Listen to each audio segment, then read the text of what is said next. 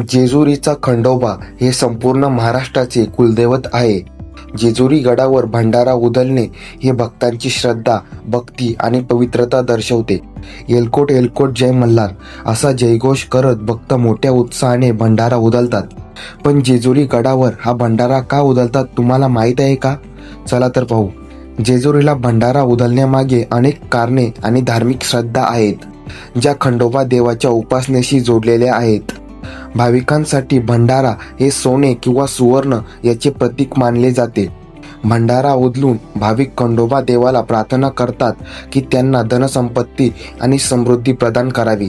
यामुळे जेजुरीला सोन्याची जेजुरी असेही म्हटले जाते, कारण संपूर्ण परिसर पिवळ्या भंडाऱ्याने न्हाऊन निघतो. खंडोबा, ज्यांना मार्तंड भैरव आणि मल्हार असेही म्हटले जाते, त्यांना हळद अत्यंत प्रिय असल्याचे मानले जाते. त्यांच्या पूजेत आणि उत्सवात हळदीला विशेष महत्त्व आहे.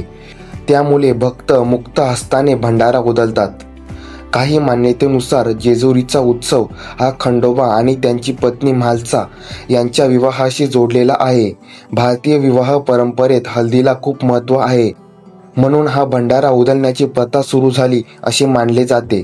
भंडारा उधळणे हे खंडोबा देवाने मणी आणि मल्ल या राक्षसांवर मिळवलेल्या विजयाचे प्रतीक म्हणूनही पाहिले जाते.